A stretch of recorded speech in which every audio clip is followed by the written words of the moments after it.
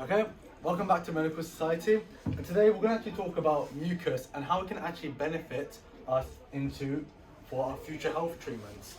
Now, I know we understand as mucus being this sticky green thing that babies snot out consistently, but there is a property inside mucus that can actually be used so that we can actually target bacteria, for example, in, let's say, our stomach.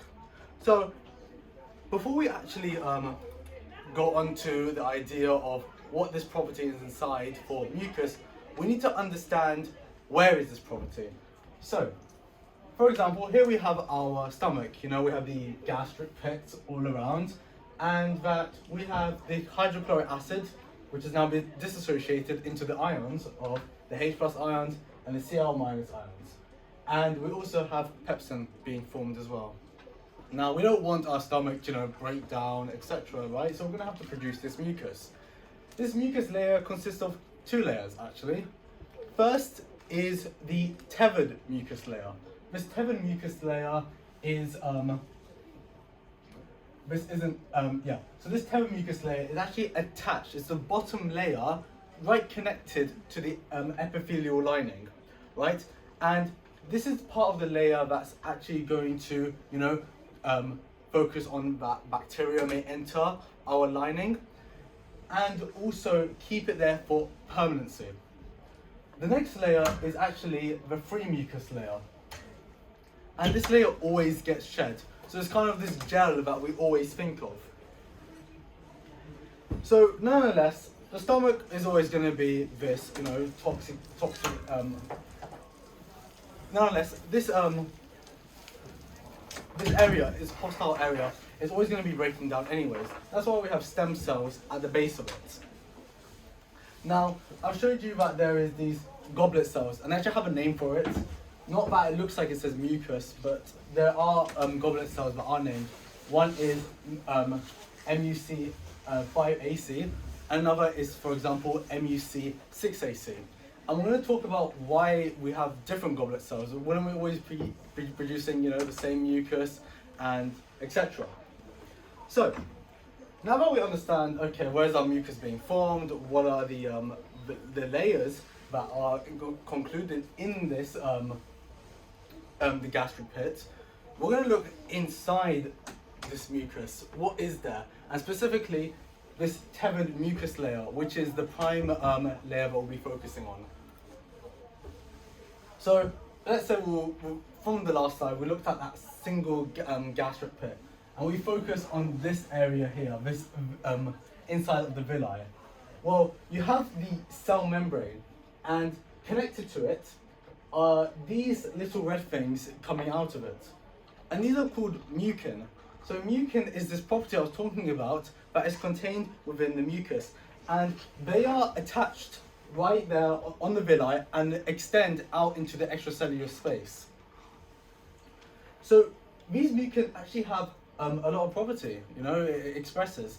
And this is why I've talked about how there are these different goblet cells, right? Each goblet cell is going to produce a different type of mucin, and this is based on their layer on the outside.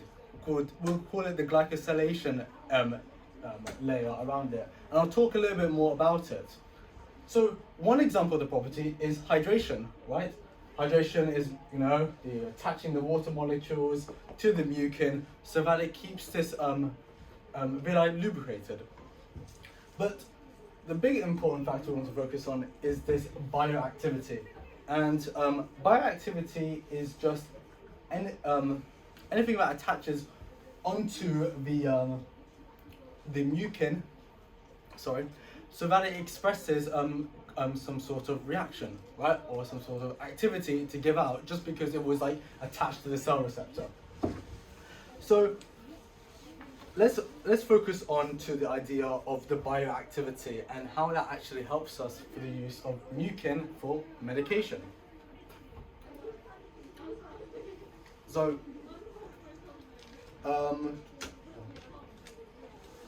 I've talked about how mucin have different types of glycosylation, and this is actually kind of what glycosylation is. It's the reaction between a carbohydrate and another functional group. So you have that carbohydrate, as talked about, being poking out, but then you'll have a functional group attached right afterwards. And each glycan has a variety of functional and structural roles that it can express. So it can elicit biological responses to bacterial cell receptors by just binding to it. And in a way, we could actually try and use this mucin to further help for hydrophobic drugs. Now, I want you to think about what's the problem of hydrophobic drugs. Now, hydrophobic is water repelling, right? So what is the problem of having hydrophobic drugs? We have like 80% of the drugs are hydrophobic. So what could be the problem using it for, let's say, when we digest it? Any examples? What may a problem be of hydrophobic drugs? Yes, Abhinav? Could it like interrupt osmosis or any like a movement of water throughout the body? Not exactly, no. But good take. Vedant? Is it because a drug wouldn't be water soluble, so we can't really break it down with water soluble enzymes? Yeah, exactly. Sorry, did you want to say anything onto that? Yeah, Abby? I was going to say this. Say? Yeah, okay. So yeah, that's exactly why, right? The drugs we intake are very poor in water solubility. So let's say we want to attack some bacteria in the stomach, right? We take this hydrophobic drug. How's it going to get into the stomach? It can't, it's hydrophobic. It's not soluble enough, to target the bacteria. And therefore, the efficiency of this drug is very limited. It's extremely poor. So we need to find a way to get this drug into the stomach, right? So that it can dissolve into it and so that it can be used efficiently. And this is through the help of mucin. So let's go into it a bit. I'll talk about this molecule. So the idea is that this mucus is like a giant microbiome, and I've talked about how this bacteria is going to attach to these glycosylated areas around this mucin, right? So we could be able, actually, let me get on to the X409 molecule. So scientists have found out that on bacteria there was this module, this molecule known as X409, and it was extremely good at binding to areas like the human colon, right, and to stomach tissues, and also stomach cancer. But what was really surprising was that this module wasn't able to bind to areas, for example, let's say the liver or the pancreas, right? So it seemed to be that this molecule is very good at only targeting areas in our stomach. And this may be because of this mucus, the mucin that is actually being produced in the stomach that is only just for this molecule. So that because it targets these certain areas of our mucin, we can actually try and use this to imitate a bacteria. So I talked about how we can imitate a bacteria. What could we do? Any takes? What could we do knowing that there's this molecule, right? And we also have a hydrophobic drug. What could we do so that we can try and trick, our membrane to take in the drug?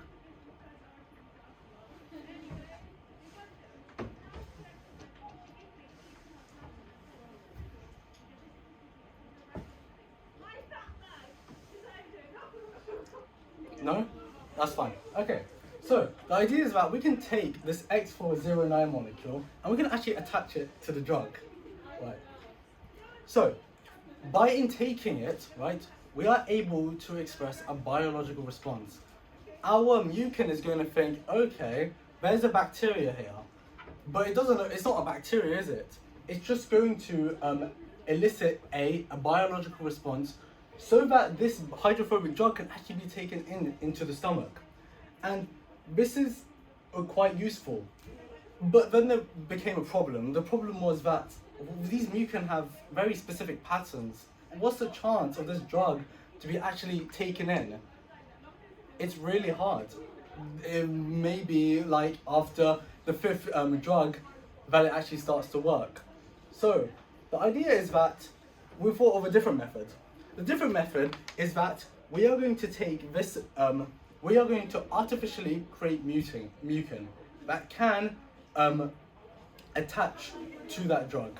so that it can, go into our system.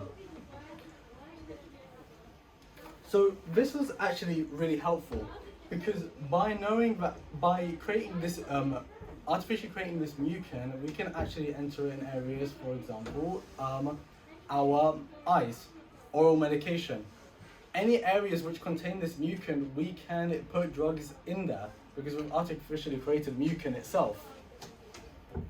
So, knowing that, we can destroy the bacteria as well. And this has actually helped for a series of challenges. For example, have you heard of a condition called dry mouth? There are individuals who are unable to produce saliva because their salivary glands just aren't able to produce enough saliva so that it can, take in drugs, for example, right? We use our mouth taking drugs because they're soluble enough. But by using this mucin, that can overcome that problem for people with dry mouth. And it is a good breakthrough, and that's still being researched into as well. But the problem is, there's always going to be challenges we face to come with solutions. Actually, before I go on to the challenges, what challenges do you think there may be to artificially develop mucin?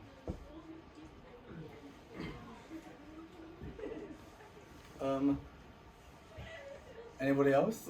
Just for initial, because we already had the same people put their hands up. I want some other takes. Jessica? Your body reject, like the immune system reject the mucin when you attack it. Yeah, that is a possibility. But the problem is, because mucin are very simple glycoproteins, the response against it will be very small. It won't be extremely huge to the point where it becomes a major problem. But a good take. Yes, Vedant?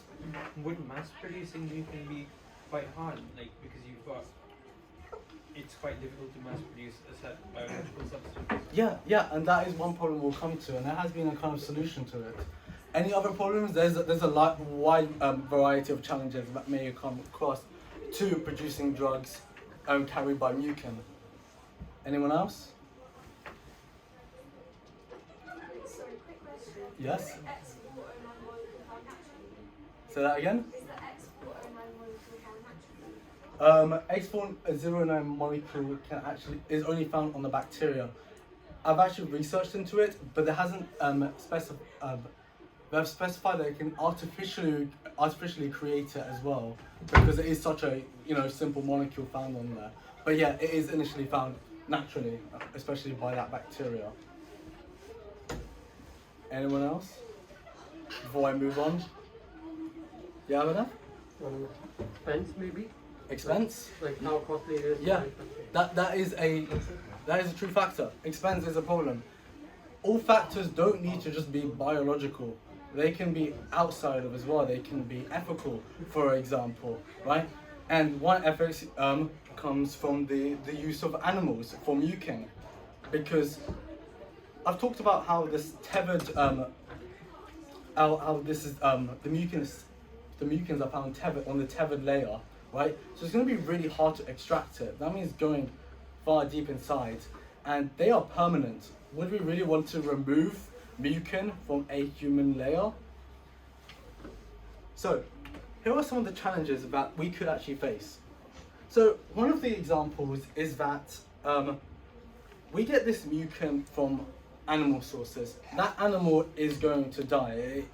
First, it's going to die from maybe meat production, for example. But then we could take things, for example, the mucin. And we get this from pigs, cows, snails, or even jellyfish. But the problem is a purification process. Now, I talked about how this mucin is a very simple glycoprotein, but we need to store this glycoprotein. That glycoprotein is going to degrade really quickly. Its structure so that it can bind to this drug is going to degrade really quickly. So therefore, we need to make sure we keep those glycans, found around that mucin intact. And that takes a lot of time. And another problem is, what kind of protocols could we introduced so that we can make sure that mucin isn't impure? Because if it is impure, that could introduce a lot of infections that maybe occur. Let's say we put it into our eye, right? We wanted impure mucin into our eye, something that came from an animal. And further onto the infection, those animals may have a pathogen within them, right? That pathogen could be attached to the mucin. That is also another issue. And as Abhinav said, the production cost. How many animals do we need to get so that we can actually try and purify this mucin, for example? It's going to cost a lot of money. But with all things, there's always a possible solution.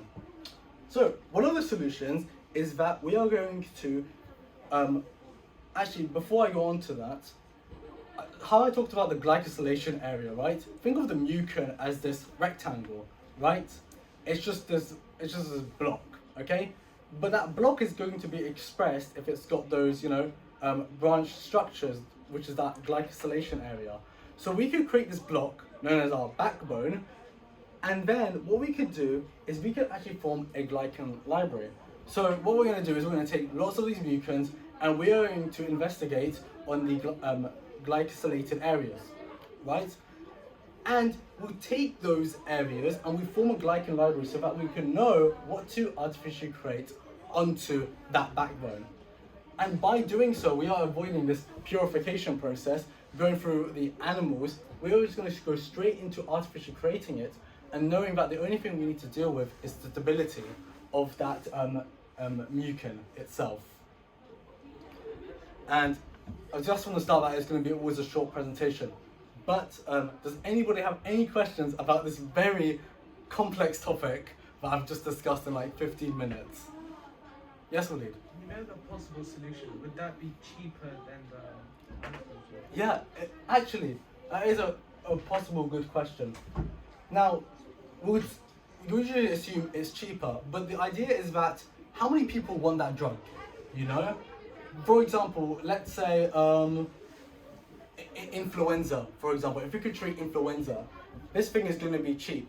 But if there was some unknown drug that can only be cured through the process of that drug is not going to be cheap, because people are going to be artificially creating it. We want to make sure we can make enough profit out of it. That is what cheap means. Yeah, we could go through all that production cost. These two can be the same, but it depends who wants that drug and how many people want that drug. Yes? Okay, so you know the current process of like insoluble drugs, like hydrophobic drugs, how are they broken down in the body? So we'll assume that it will be either taken in through injection, for example. Another thing is patches. So we'll actually, attach it to your skin and we'll release the drugs directly into the blood. So that is one example through hydrophobic drugs. But it is currently being researched into as well. Anyone else? Any questions? Yes, Zaid? How it would be soluble in the blood if it's manipulated? Okay, so the idea is that I've got this drug, for example, right? But so for it to get into the intestine, for example, we need to make sure that it can actually, break down. Does that make sense? So actually, how do I say it? Okay, if I take a drug, right, and it's like a pill, yeah? I want to target a specific organ, don't I, right? If I take this drug and it goes through the entire system, it doesn't break down, that's not efficient. If I take this drug and it's soluble and it goes into my mouth, that is also not efficient. So we want to make sure that this drug only targets a specific area. That's the main issue. I think that answers your question. I'm not unsure. How would it break down in that area? That area. So the intestines. So I would assume that either we create it, either it's through another treatment, because as I talked about those patches, right? Like Mucon, for example, that is a treatment to get around that hydrophobic problem. The patches is another way to get around that hydrophobic problem. That's the problem with those drugs. right? We need to find another way to get them through our system. So, as I said, for injections, for example, that is one way to get it through. Anything else? That's it? Okay. Thank you for listening, and hope you enjoy the presentation.